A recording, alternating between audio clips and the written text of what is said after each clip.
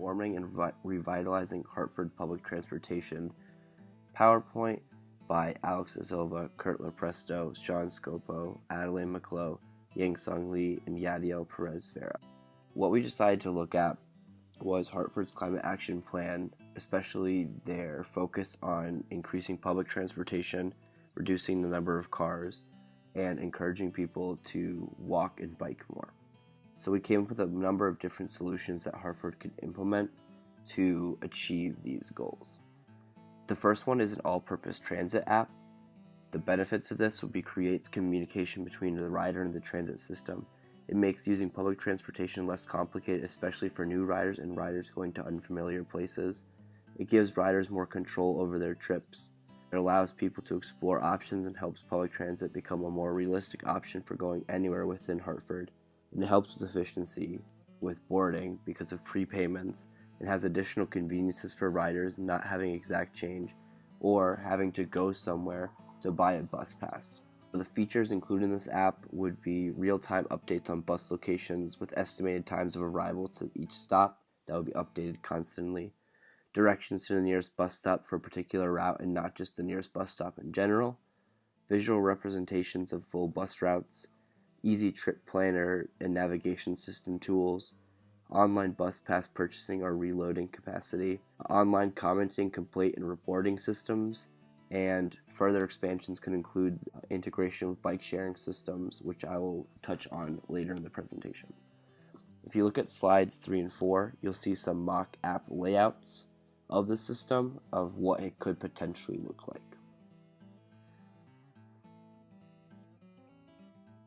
Moving on to another type of solution, we have our transit and infrastructure changes. Two main areas within this would be multi-use street design and natural freeways. For multi-use street design, you would focus the street on creating a space for pedestrians, bikers, cars, buses to all coexist without fear of unsafe conditions for any one mode of transportation. You want to make it equally as important for every single mode of transportation throughout the city of Hartford, so it gives people options, whatever is most convenient for them. Having a map of Hartford as well as a visual representation of new street examples should be given to Hartford to show how this can be done when moving forward with this type of project. Focusing more on natural freeways, they can divert traffic to areas populated with local businesses, which can drive local economies. And then another benefit of this would be poor and minority communities will no longer be on the other side of raised freeways and it can be part of the larger community. As raised freeways is a big problem within Hartford because it separates the city and it doesn't allow for interconnected nature of the city when people are going through. Having natural freeways will solve this problem and have all areas of the city become interconnected and being able to work together and become a more cohesive city. You can see on slide 6 examples and mock-ups of these types of designs of natural freeways and of multi-use street design. Focusing now on street safety, we want to focus on pedestrian safety and then bus/bus stop safety. Pedestrian safety, big thing would be using traffic directors to calm traffic and make crossing the street safer. Having someone employed to make sure that areas that may not have stop signs and may not have working lights are still safe for both cars and pedestrians to use. Creating bigger and clearer crosswalks to make sure cars know when a crosswalk is coming up well in advance, and making sure people use crosswalks instead of crossing at any point in the street, and making sure to implement more push-to-walk buttons on streets to make sure they integrate with the traffic system, allowing people to cross safer. Looking at bus and bus stop safety, having a police officer on the bus at popular times during the day would be very beneficial. They can advocate and strictly enforce against rude and dangerous behavior on the bus and have the authority to stop people. If you make bus stops further away from the street, it helps reduce the interaction between pedestrians and cars, which makes people safer. Making sure bus stops are covered in case of bad weather makes people who have to wait at a bus stop for 10 or 20 minutes, even in the pouring rain, it's still a viable option, so they don't have to choose a different mode of transportation, and public transportation becomes more reliable. And implementing a blue light system or something similar, so if people feel unsafe, they can go and press and get help very, very fast. It makes the perception of public transportation safer, and it'll allow more people to take the ride.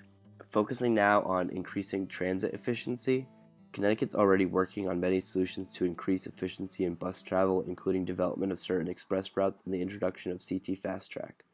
However, some additional methods they could potentially implement include eliminating low-traffic bus stops, ensuring on-time schedules, increasing data collection in regards to passenger traffic, creating a designated bus lane for crowded inner-city areas, and creating a series of shorter bus routes connected by transfer hubs.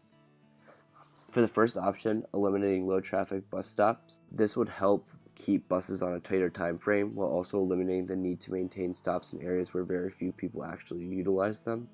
Ensuring that buses keep a very strict schedule, especially in areas where riders need a guarantee that taking public transportation won't interfere with their personal schedules, can help to maximize efficiency in the public transportation sector.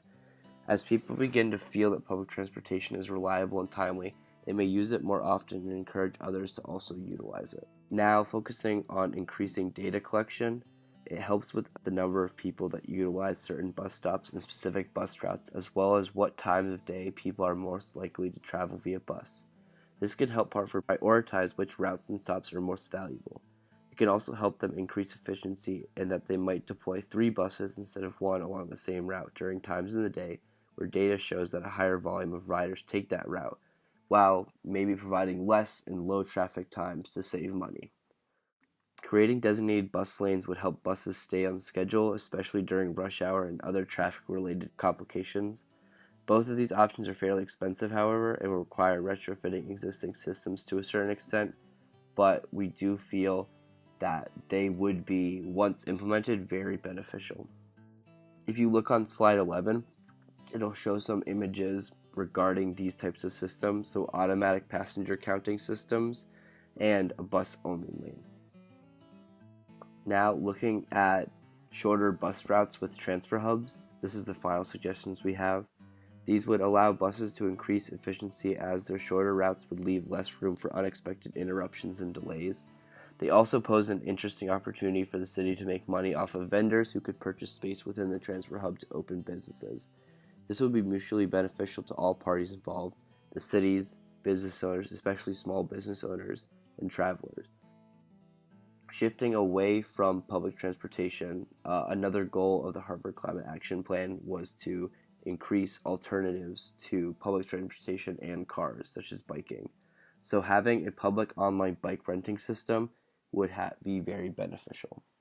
Some features include public bike stations in urban areas, apps possibly integrated with the transit app, showing the number of bikes available for rent in each station. It can also show users reduced carbon footprint based on whether they take a bike or a car. The rent prices based on time of single usage are included in public transportation pass, so it allows options for riders who are taking more spontaneous trips versus riders who use these bikes every day. Covering bike lanes with softer materials and painting it with brighter colors will ensure bikers' safety, and providing a wider and more connected biking network to promote usage would also be steps we would suggest Hartford takes. Benefits of this would be encouraging carbon-free public transportation and educating the public about sustainable transportation. It would encourage physical exercise to help with people's health. It would reduce traffic congestion, and it would be economically efficient because riding the bike is less expensive than buying gas for your car. You can see on slide 14 a couple of examples of what a biking system could look like.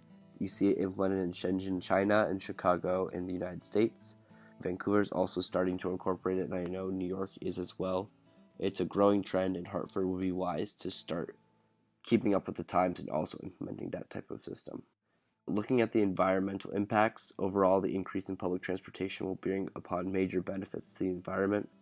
Biking systems are carbon neutral, and even if people are using public transportation such as buses and light rail, it still decreases the overall carbon footprint rather than if they were all taking cars. Once you take the amount of cars taken off of the street into account, you see that public transportation is much more beneficial for the environment. The implementation of these systems allow for higher density land development.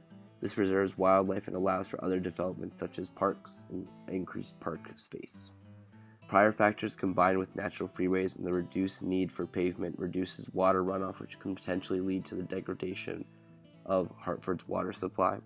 So increasing more pervious pavement would help with stormwater, which is a big issue facing Hartford.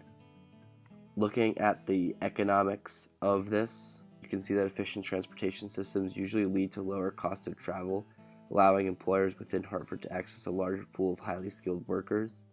A revitalization system also allows greater access to educational institutions located within Hartford, which helps increase the pool of high-skilled workers. The low cost of transportation for citizens of Hartford allow for greater savings per capita.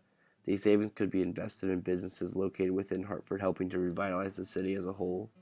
Cities that have sophisticated and efficient infrastructure become more appealing and welcoming to people looking for a new place to reside. This would help make Hartford more of an agglomeration economy, where a higher percentage of the population live near their place of employment. This would cause the real estate market in Hartford to flourish, along with other markets that are related to housing in the area, such as local businesses. Overall, we see if Hartford focuses on public transportation and takes these steps to make their public transportation more efficient, more effective, more safe, and more reliable for people, and change the perception of public transportation to something everyone can take. It's not just for lower income families and lower income people. This will help Hartford in the economic sector, the environmental sector, and many other different areas in the long run. So this is why we propose to Hartford to spend the time and the effort to make their public transportation system one of the best in the world. Thank you for listening.